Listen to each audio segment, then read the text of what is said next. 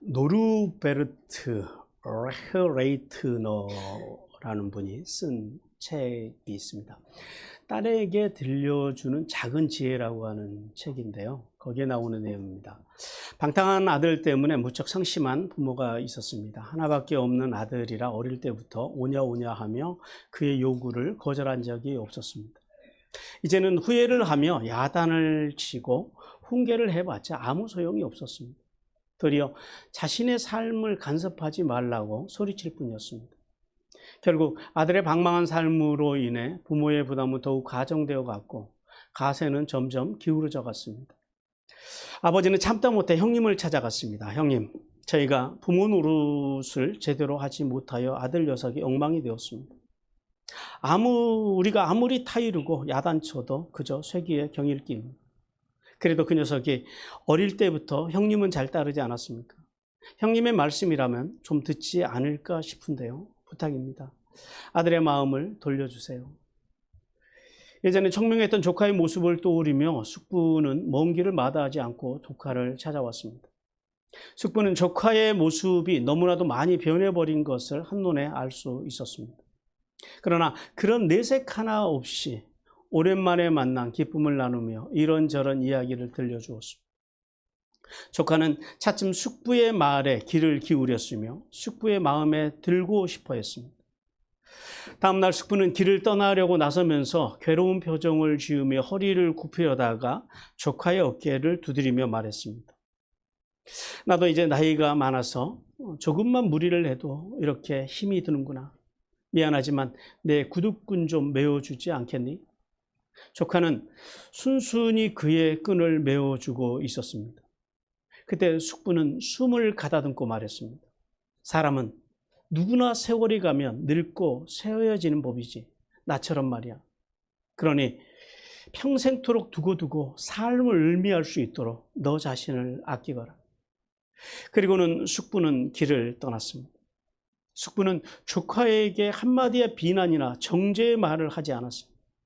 그러나 그날부터 조카는 딴 사람이 되었습니다. 이런 내용.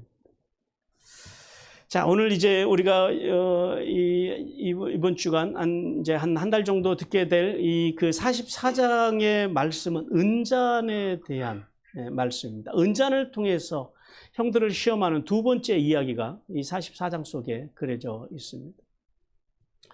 자, 형들이 회개하고 돌아온 사실을 확인한 요셉. 그래서 그는 이 두 번째 시험을 통해서 자신을 팔았던 형들의 변화와 성장을 좀 더 깊이 그리고 그들의 형제애를 좀 더 확인하고 싶었습니다. 요셉이 이 시험을 통해서 형들을 괴롭게 하려는 것이 아니라요. 하나님의 뜻 가운데서 형들과요. 완전한 화해를 이루고 싶어서 이 시험을 진행하고 있다라는 거예요. 그리고 한편 이 시험의 배후에 계신 하나님께서는 뭘 준비하고 계세요? 장차 구속사를 펼쳐나갈 야곱의 12 아들들, 그 12 아들들을요, 12 족장으로 세워서 12 족장으로서의 합당한 자질을 갖게 하기 위해서 하나님께서는 이 시험을 허락하고 계십니다. 자, 오늘 우리가 1절에서 13절 말씀을 통해서 이제 2주간 하나님의 음성을 듣게 될 텐데요. 오늘 우리에게 주시는 첫 번째 메시지입니다. 같이 읽겠습니다. 시작. 성도는 하나님의 뜻대로 당하는 시험 뒤에는 크고 영광스러운 면류관이 기다리고 있음을 깨달아야 한다. 먼저 그 1절에서 3절 말씀을 보니까 형제들을 도둑으로 몰아붙여서 시험하기 위해서 이제 계략을 꾸미는 요셉에 대해서 말씀을 합니다. 하나님께서는 요셉이 이제 형들을 마지막으로 시험하기 위해서 주도 면밀하게 세 가지의 계획을 세우고 청지기에게 이제 명령을 했다라고 그렇게 말씀을 합니다. 자, 우리가 본문을 통해서 우리에게 크게 두 가지를 알게 하시는데요. 하나님께서 하나는 뭐냐면 요셉이 잔치가 끝나자마자 바로 형제들을 시험할 계획을 청지기에게 지시를 했다라는 거예요. 왜 그러냐면 오늘 1절 말씀은 히브리 원문으로 보면요. 와, 예, 차우 이렇게 시작을 합니다. 이게 직역을 하면 그리고 그가 명령하였다 이렇게 시작을 하는 거예요. 이제 우리 성경에서는 요셉이 명하여 이제 이렇게 시작합니다. 그런데 그 와의 차후 앞에 뭐가 나와요? 와가 나오죠. 와가 어떤 의미라고요? 와우 연속법이요. 이게 이제 바브라고도 하고 와우라고도 합니다만은 바브 연속법 혹은 와우 연속법, 계속법 이렇게도 이제 이야기를 합니다만은 그러니까 43장의 잔치가 끝나자마자 잔치를 마치자마자 곧바로요.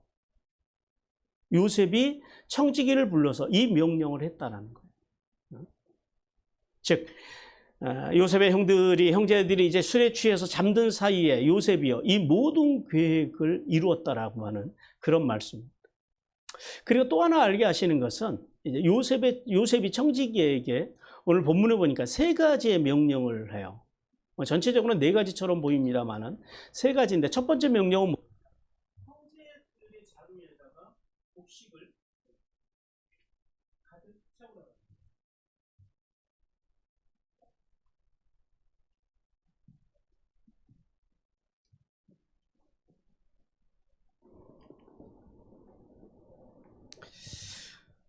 형제들의 세 가지 명령을 하는데 형제들의 자루에다 곡식을 가득 채우라라는 거예요. 왜 그랬을까요? 그러니까 형제들이 가지고 갈 수 있을 만큼 곡식을 채우라는 이 명령 속에서 뭐가 느껴지세요, 여러분들은? 아버지, 가족들을 향한 마음. 그러니까 이제 이제 곡식의 문제는 형제들을 시험하기 위한 것이 아니라 아버지와 가족들을 향해서 자신이 베풀 수 있는, 지금은 신분을 드러낼 수는 없잖아요. 아직 이 시험이 끝나기 전까지는. 자신이 아버지와 가족들을 위해서 베풀어 줄 수 있는 최선의 섬김, 그 섬김을 하고 있다라는 거예요. 그리고 두 번째 명령은 형제들이 가져온 돈을요, 다시 곡식 자루에 다 집어넣으라는 거예요. 지금 형제들이 곡식 그 돈을 얼마를 가져왔어요? 지난번 첫 번째 사갔던 곡식의 돈을 가져왔고 또 새롭게 살 돈을 또 가져왔다는 거예요. 그런데 이 두 종류의 돈을요 다 집어넣으라는 거예요. 왜 그랬을까요? 첫 번째는 뭐예요? 가족들을 향한, 형제들을 향한 배려였습니다. 근데 이번에 곡식 자루에다가 돈을 넣으라고 하는 것은 단순히 이제 첫 번째 그 배려만은 아니었던 것 같아요. 이제 그래서 성경학자들은 이 요셉이 이 모든 돈을 형들의 그 자루에 넣으라고 하는 그 의도를 2가지로 대략적으로 해석을 하더라고요. 하나는 만일 형들이 자신을 은 20에 팔았던 것처럼요, 은잔이 발견돼 베냐민만 애굽에 놓고 고향으로 자신들은 돌아가겠다라고 하면 어떻게 하고 싶었던 거예요? 그러면 형들까지도 잡아올 수 있는 구실을 만들기 위해서 그랬던 것으로 이제 이렇게 하나의 해석을 하고요. 그리고 또 하나는 만약에 형들이 이번에는요 베냐민을 포기하지 않고 끝까지 베냐민과 함께 하기 위해서 만약 형들이 베냐민과 함께 붙잡혀 온다면, 돌아온다면 지난날 은 20에 자기를 팔았던 그 과거를 떠올리게 해서 진실한 회개의 자료를 이끌기 위한 의도, 이 2가지 의도로 이제 해석을 합니다. 그리고 이제 마지막 3번째 명령은 자신의 은잔을 베냐민의 곡식 자루에다 넣으라는 거예요. 이제 이것이 이 시험의 하이라이트입니다. 그러니까 이 시험의 지금 중심에는 누가 있다고요? 베냐민이 있다라는 거예요. 그런데 뭘 넣으라고 했다고요? 은잔, 은으로 만든 잔.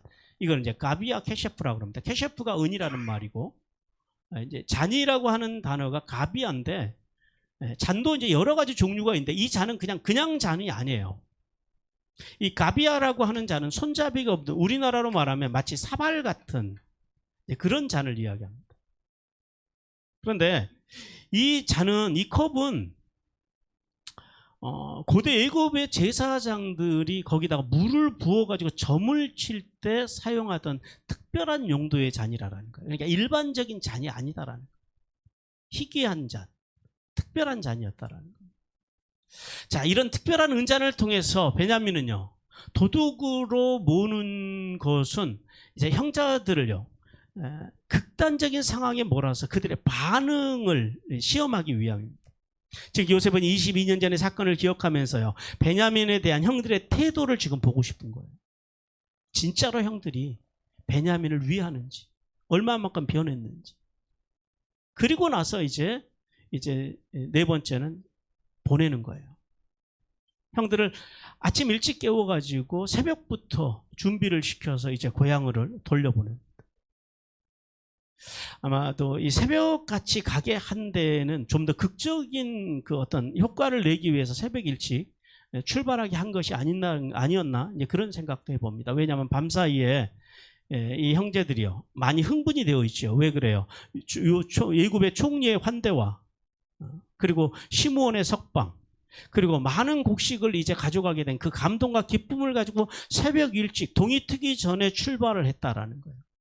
그런데 출발해서 가자마자 성을 벗어나기도 전에 무슨 일을 당해요? 그들이 들뜬 마음에서 가고 있을 때 극단적인 상황으로 모는 거예요. 그랬을 때 일어나는 사람들의 형제들의 삶의 태도, 변화, 성숙을 보고 싶었다라는. 왜냐하면 사람들이 평상시에는 본 모습을 안 드러냅니다. 언제 본 모습을 드러내요, 사람들이요? 흥분하게 되면. 그리고 어떤 인생의 그 극단적인 코너에 몰리면 사람이 그때 자기 본질이 나오는 거예요.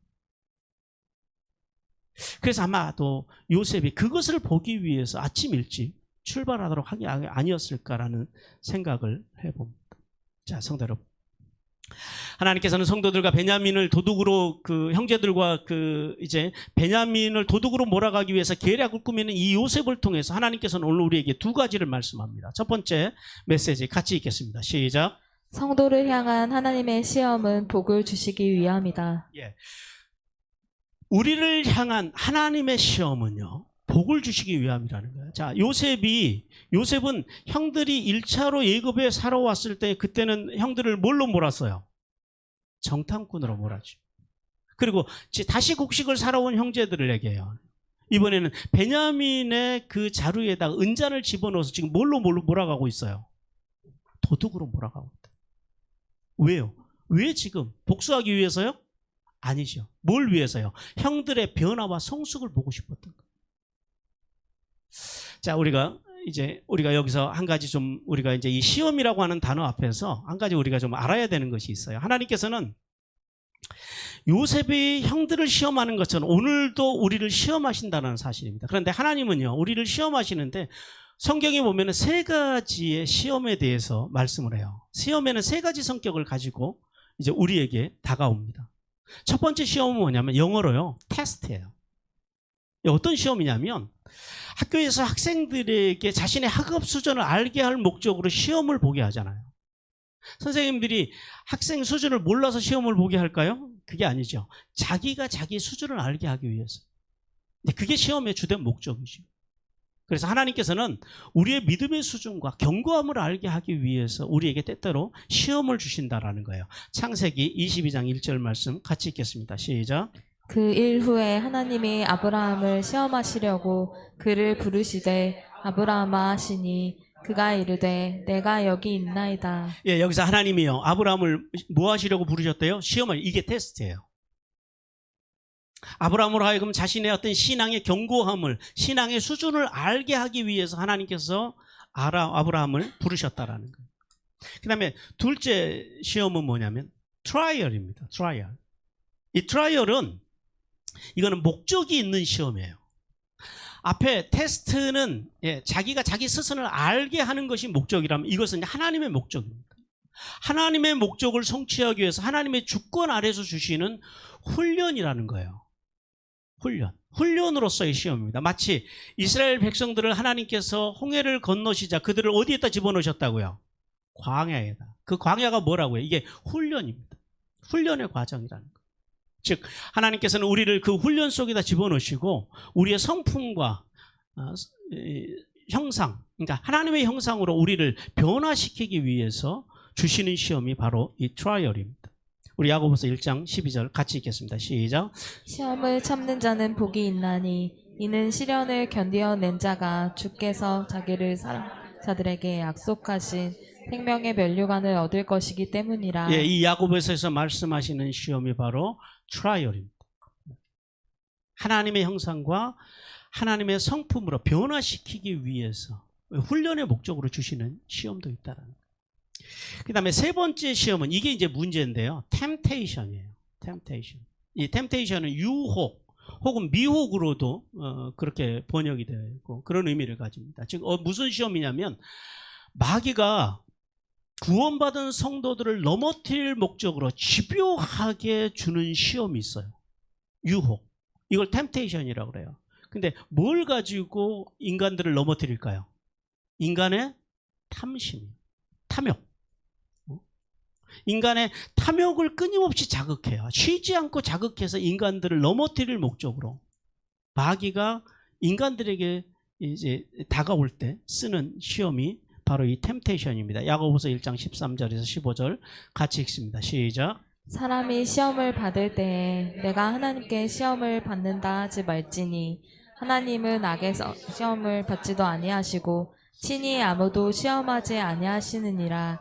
오직 각 사람이 시험을 받는 것은 자기 욕심에 끌려 미혹됨이니 욕심이 잉태한즉 죄를 낳고 죄가 장성한즉 사망을 낳느니라. 이게 이제 템테이션이에요. 하나님은 절대 사람을 시험하지 않으신다라는 건 뭐야? 미혹하고 유혹하지 않으신다라는 거. 하나님이 주시는 시험. 자, 그래서 시험을 한번 정리를 해봐요. 정리를 해보면 테스트나 트라이얼은 누구로부터 오는 시험이라고요? 하나님께로부터 오는 시험. 하나님께로부터. 하나님은 우리를 시험하실 때 뭘 가지고 시험하신다고요? 우리를 테스트하시고 우리 자신을 알게 하시기 위해서. 그 다음에 트라이얼. 하나님의 형상과 하나님의 성숙으로 그리스도의 장성한 분량까지 이르도록 하기 위해서 우리에게 이제 테스트와 트라이얼의 시험을 주시고요. 그 다음 템테이션은요. 누가 주는 시험이라고요? 사단이요. 사단으로부터 온다라는 거예요. 자, 그러면은 우리가 인생을 살아가면서 이렇게 많은 시험들이 오잖아요. 근데 이것이 테스트인지 트라이얼인지 아니면 템테이션인지 그걸 어떻게 구분하고 살까요? 특히 이게 하나님께로부터 온 것인지 아니면 마귀로부터 오는 것인지를 구별할 수 있는 방법이 뭐냐라는 거예요. 의외로 간단해요. 어렵지 않아요. 자, 하나님께로부터 오는 시험, 테스트나 트라이얼은요. 대개 뭘 타고 오냐면 어떤 형식으로 오냐면 외부적인 형식으로 옵니다. 어떤 환경이나 사람을 통해서 온다라는 거예요. 어떤 환경이나 사람을 통해서요. 누가 나를 괴롭힌다든지 어떤 말이 들린다든지 어떤 환경이 어려워졌다든지 뭐 건강상의 건강이 무너지고 재정상의 문제가 생기고 가정에 어떤 문제가 생긴다라고 하는 것이 뭐라고요? 그것은 하나님의 테스트나 트라이얼일 가능성이 높다라는 거예요. 그리고 그 마귀로부터 오는 시험은요. 마귀로부터 오는 시험은 대개 어디로부터 오냐면요. 마음으로부터 옵니다. 마귀가 뭘 자극한다고요? 우리의 탐심, 탐욕. 마음으로부터. 인간의 마음 깊은 곳에 자리 잡고 있는 탐심으로부터 오는 경우가 대부분이라는 거예요. 구분이 되시죠? 외부적으로 사람을 통해서 오는 것은 하나님의 테스트고 트라이얼일 가능성이 높고요. 인간의 내부에서 우리의 욕망에서 내부에서 해결되지 않는 우리의 어떤 문제 때문에 오는 것들은요. 마귀의 놀이터가 된다라는 사실을 우리는 깨달아야 됩니다. 그래서 하나님께서는 하나님으로부터 오는 시험, 즉 이 테스트나 트라이얼을 만나거든 온전히 기뻐하라라고 그렇게 말씀합니다. 왜냐하면 이 시험을 통과하고 나면은요, 이 통과하는 성도에게는 이 세상 것과 이 세상 어떤 것과도 비교할 수 없는 하나님의 뭐가 준비되어 있다고요? 복이 준비되어 있다고. 구원의 복, 즉 생명의 면류관이 예비되어 있다라고 성경은 우리에게 말씀합니다. 야고보서 1장 2절과 12절 같이 읽겠습니다. 시작. 네, 형제들아 너희가 여러 가지 시험을 당하거든 온전히 기쁘게 여기라. 시험을 참는 자는 복이 있나니 이는 시련을 견디어낸 자가 주께서 자기를 사랑하는 자들에게 약속하신 생명의 면류관을 얻을 것이기 때문이라. 이것이 하나님이 주시는 시험을 견디는 자들에게 하나님이 주시는 복이라는 거예요. 그리고 또한 하나님께서는 시험, 즉 테스트나 트라이얼을 주실 때는 반드시 감당할 만한 시험을 주신다라는 거예요. 감당하지 못할 시험을 주시지 않는다라는 거예요. 그리고 또 한 가지 기억하셔야 될 것은 하나님께서 우리에게 시험을 주실 때는 반드시 동시에 뭐도 주신다고요? 피할 길도 주신다. 우리 고린도전서 10장 13절 같이 읽겠습니다. 시작. 사람이 감당할 시험 밖에는 너희가 당한 것이 없나니 오직 하나님은 미쁘사 너희가 감당하지 못할 시험 당함을 허락하지 아니하시고 시험 당할 즈음에 또한 피할 길을 내사 너희로 능히 감당하게 하시느니라. 예, 아멘. 그러니까 시험을 만나거든 어떻게 하라고요? 그래서 기쁘게 여기라는 거예요. 우리가 감당하지 못할 시험을 하나님은 절대 주시지 않는다라는. 그러므로 성도는 사탄이 주는 시험, 즉 마음의 탐심과 인간적인 자기 확신으로부터 오는 시험은요, 피해야 돼요. 멀리해야 돼요. 그건 뚫고 가는 게 아니에요. 유혹은. 사탄이 주는 시험은 뚫고 가는 것이 아니라 피해야 됩니다. 그러나 하나님으로부터 오는 시험은요, 두려워하지 말고 과감히 부딪혀 뚫고 지나감으로 하나님의 페이버를 누리기를 주님께서 원하십니다. 그리고 두 번째 메시지 같이 읽겠습니다. 시작. 성도는 청지기적인 삶을 살아야 한다. 예. 자, 요셉의 청지기를 한번 생각을 해보세요. 자, 주인이 히브리 사람들을 위해서 하는 명령들, 히브리 사람들의 자료에 곡식을 가득 채워라, 그들이 가져온 돈을 다시 그 자루에다 다 집어넣어라, 그리고 특별히 다른 사람도 아니고 찍어서 저 막내 베냐민의 자루에는 은잔을 넣고 새벽 일찍이 깨워서 그들을 출발하게 했다라는 거예요. 그런데 이 청지기는 요셉과 그 형제들 사이의 사정을 알아요, 몰라요? 모른다라는 거예요. 전후 사정을 전혀 알 길이 없는 청지기 입장에서는 이 주인 요셉의 명령이 이해가 됐을까요, 안 됐을까요? 이해가 안 되죠. 도대체 왜 주인이 갑자기 저러실까? 라고 궁금증이 아마도 계속 올라왔을 거예요. 그런데 그럼에도 불구하고 그럼에도 청지기는요, 주인의 명령에 대해서 어떤 토를 달지 않아요. 어떤 의문도 달지 않고 묵묵하게 뭐만 해요? 순종만 하더라. 자, 이 청지기의 자세를 통해서 하나님께서는 성도가 하나님 앞에서 가져야 할 삶의 태도에 대해서 말씀합니다. 성도는 자신의 삶의 주인이 하나님이라는 사실을 알아야 합니다. 그런데 오늘날 교회를 다니는 많은 사람들이 하나님의 말씀을 믿지는 않아요. 듣기는 하는데 믿지를 않아요. 하나님의 말씀을요, 사람의 말로 받아요. 그리고 하나님의 말씀도 불편하면 안 들어요. 안 믿어요. 그죠? 하나님을 어떻게 이해를 하고 살아요? 하나님은 자신의 야망을 이루어 주시는 분, 자신의 문제를 해결해 주시는 분, 자신을 잘 살게 해 주시는 분, 더 나아가서요, 자기 자식들 잘 되게 해 주시는 분. 이런 분 정도로만 믿으려고 하는 것이 오늘날 교회를 다니는 사람들의 신앙의 행태라는 거예요. 하지만 하나님께서는 우리가 가진 생명, 재산, 자녀, 재능 등 모든 소유물이 하나님의 것이라고 말씀합니다. 그리고 우리를 향해서는 우리는 단지 하나님의 청지기, 즉 하나님의 뜻에 따라서 우리는 하나님의 것, 하나님의 시간을 관리하는 관리자라고 말씀합니다. 우리 베드로전서 4장 10절 같이 읽습니다. 시작. 각각 은사를 받은 대로 하나님의 여러 가지 은혜를 맡은 선한 청지기 같이 서로 봉사하라. 예, 우리가 어떤 청지기가 되라고요? 선한 청지기와 같이 봉사하라.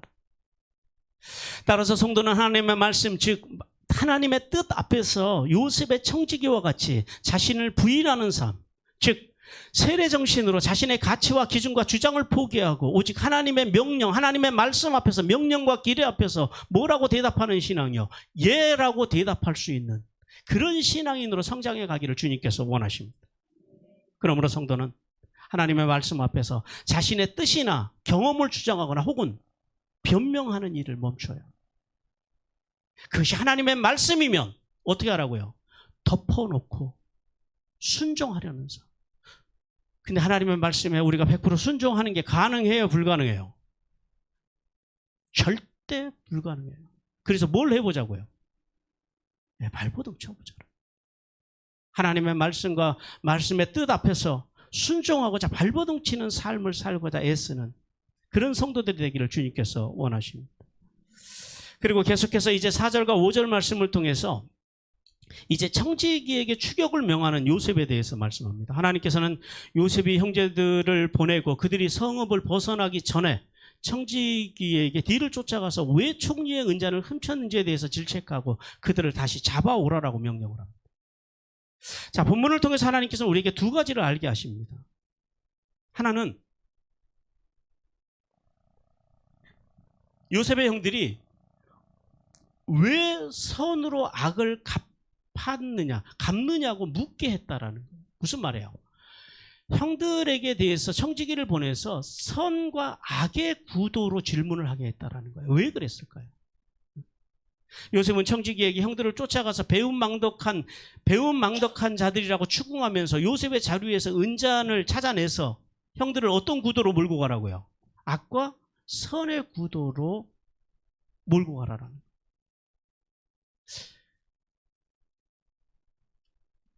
왜 요셉이 형제들을 이렇게 선과 악의 구도로 몰고 갈 것인가요? 이제 이런 질문이 생기더라고요. 우리가 창세기를 우리가 이제 요셉의 생애를 쭉 앞에서부터 보면서 왔잖아요. 왜 그랬을까요? 아마도 요셉은 아직도 형들이 돌아온 사실을 알고 형들이 회개한 사실도 알지만은 마음속에 여전히 인간이기 때문에 뭐가 있다라고요? 형들이 자기를 팔았던 그런 트라우마는 여전히 남아있을 거라는 마음속에. 네? 뭐 쓴뿌리를 제거한다 그러는데 죄송하지만 인생의 쓴뿌리는 영원히 안 지워집니다. 그럼 언제 끝나냐면 하나님 앞에 가야지 끝납니다. 그러니까 지금 요셉의 마음속에 여전히 이런 것들을 통해서 알 수 있는 건 뭐냐면 여전히 그 인생의 쓴뿌리가 남아있다라는. 쓴뿌리는 없애는 게 아니고요. 캐내는 게 아니고요. 네, 하나님의 은혜로 치유하면서 가는 거예요. 하나님의 은혜로 덮고 가는 거예요. 지난날 자신이 선을 베풀었던, 그리고 형들이 지난날 자신에게 선을 악으로 갚았던 그 쓴뿌리에서 나온 질문이 아닐까라는 생각을 해봅니다. 지난날 형들이 세겜성에서 레이와 시므온이 주동이 돼가지고 세겜성 사람들을 싹 쓸어버리잖아요. 디나의 사건으로 인해서. 그리고 얼마 안 있다가 그 형제들이요, 간도 크게 그 세겜 지역으로 양떼들을 몰고 가요. 그래서 이게 걱정이 된 야곱이 누구를 보내요? 형들에게 요셉을 보내요. 요셉을 보내서 가서 형들의 안부를 묻고 오라라는 거예요. 형들이 그 세겜성 근처에서 양을 치고 있는데 안전한지 가서 보고 오라는 거예요. 그래서 요셉이 형들이 있는 세겜성으로 갔어요. 근데 가서 보니까 형들이 있었어요? 없었어요? 없었어요. 어디로 갔어요? 도단이라고 하는 곳으로 형들이 옮겨간 거예요. 그래서 세겜성 주변을 배회하다가 어떤 사람이 도단으로 갔다는 소리를 듣고, 도단은 세겜까지 온 만큼 또 가야 되거든요. 근데 요셉의 입장에서는 세겜성에 와서 형들이 세겜성을 피해서 도단으로 잘 갔답니다 하고 돌아가도 돼요. 그죠? 근데 요셉은요, 다시 도단까지 찾아가요. 왜 찾아가요? 아버지의 명령을 수행하기 위해서, 즉 선을 위해서. 그리고 찾아갔어요. 근데 거기서 일어난 사건이 뭐였어요? 은 20에 팔리는 사건이 그 도단에서 일어났다. 그래서 그 기억, 그 트라우마 때문에, 그 기억 때문에 어쩌면은 자신은 아들들의 그 안전을 걱정하는 아버지의 선함, 그리고 아버지의 명령을 수용하고자 형들의 안전을 확인하고자 하는 자신의 선함, 그 선함이요, 뭘로 갚아졌다고요? 그 자리에서 악으로 갚아졌다. 그래서 형들을 악과 선의 구도로, 선과 악의 구도로 몰고 간 것이 아닌가, 이제 그런 생각을 해봅니다. 그리고 또 하나는 그 베냐민의 자루 속에 있는 은잔을 통해서 형제들을요, 극한 상황으로 몰아가면서 그 형제들이 어떤 선택을 하는지 보고 싶었다라는 사실입니다. 요셉이 청지기들을 형제들에게 이제 보내면서 베냐민의 자루에 있는 은잔을 집중적으로 그것을 문제 삼으라 그래요. 많은 돈들이 아니라 은잔 하나를 문제를 삼으라라는 거예요. 사실 이 은잔이 앞에서도 말씀드렸지만 그냥 은잔이 아니고 어떤 은잔이었다고요? 고대 시대의 제사장들이 점을 치던 그릇입니다. 그러니까 애굽 사람이라고 해서 다 점을 치는 것이 아니라 점은 누구만 쳤다고요? 제사장들. 제사장 그룹은 그 고대 이집트 사회에서는 왕 다음의 그룹들입니다. 자, 그런데 오늘 청지기를 통해서 형제들에게 이제 어떤 말을 전해요? 그 잔이 어떤 잔이라고요? 총리가 점을 치던 잔이라는 거예요.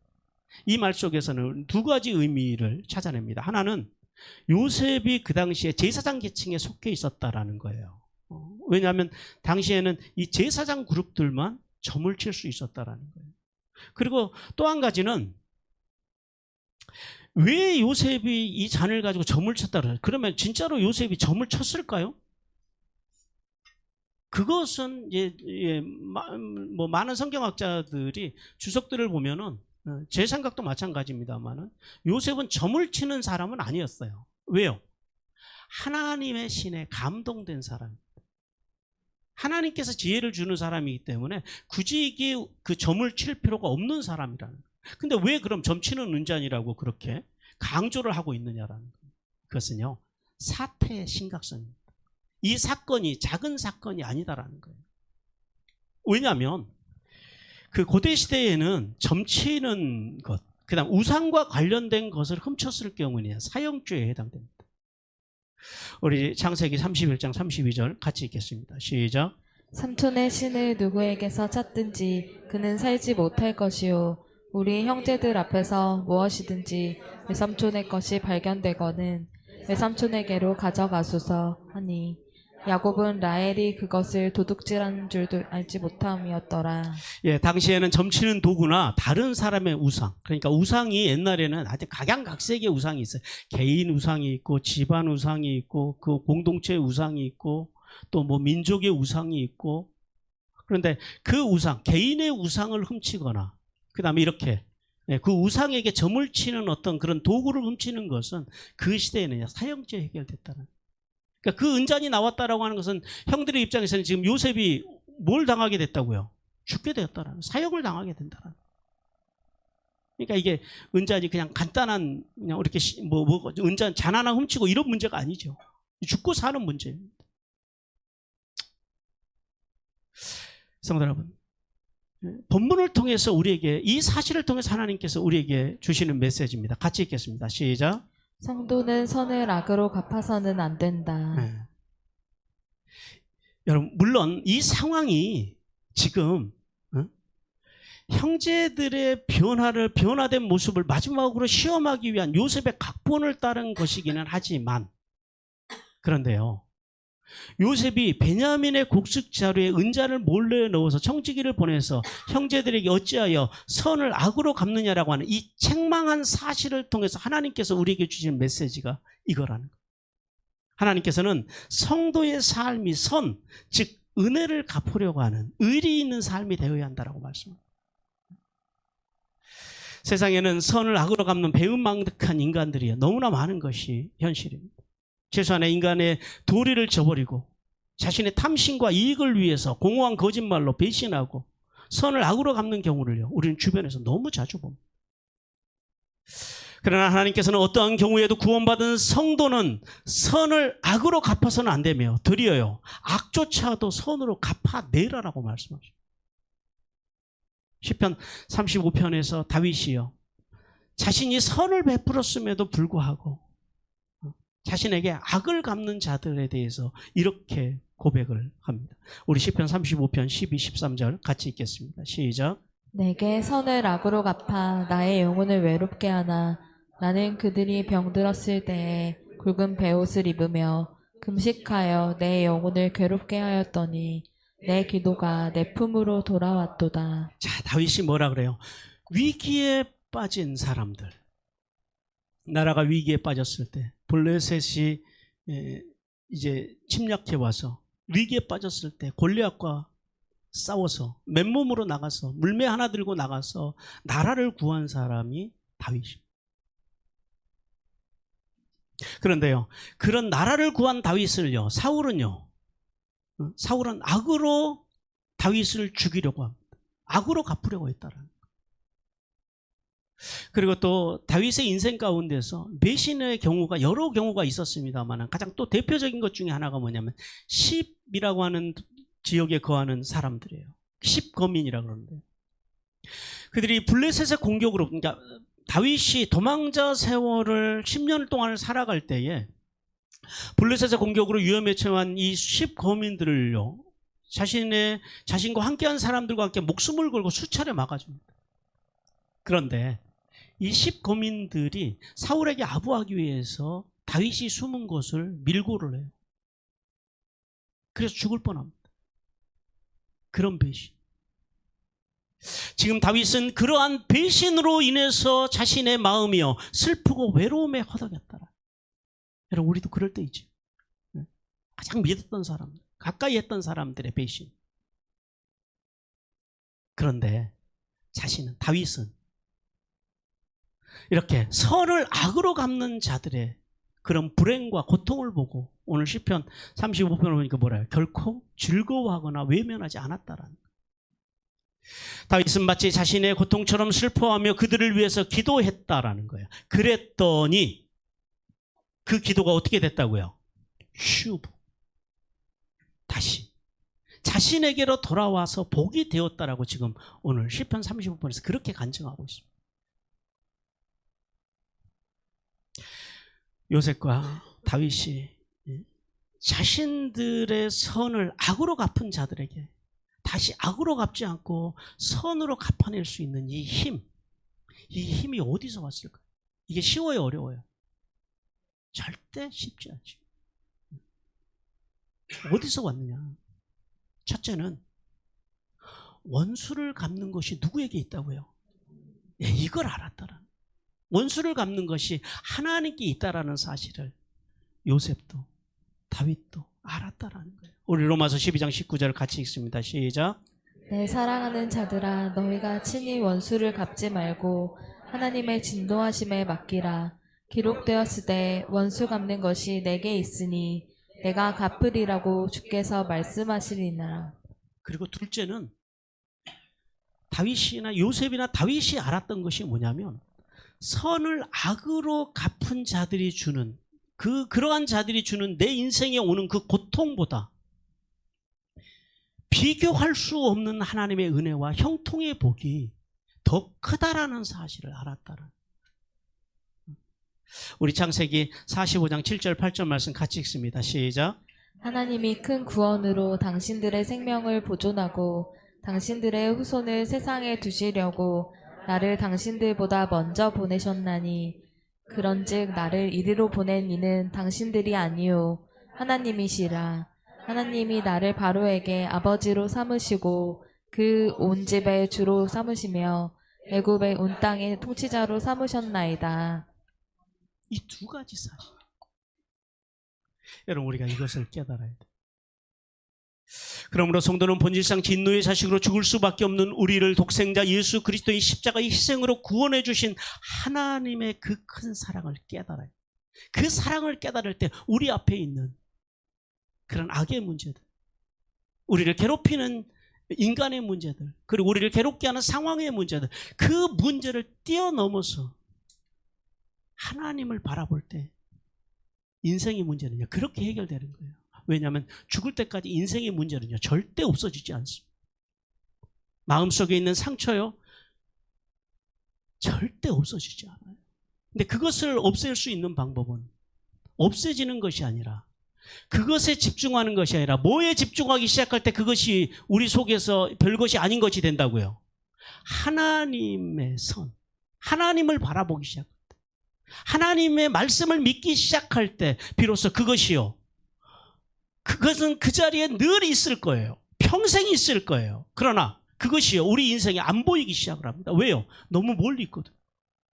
왜? 우리는 하나님의 그 큰 사랑을 보기 위해서요 우리는 자꾸 뒤로 물러날 거라는 거예요. 우리는 하나님의 사랑이 그것과는 비교할 수 없이 크다라는 사실을 우리는 깨닫기 시작했다라는 거예요. 그러면 그것은 그런 쓴뿌리나 인생의 문제든요 그렇게 우리 삶 속에서 사라져갈 거라는 사실을 깨닫기를 주님께서 원하십니다.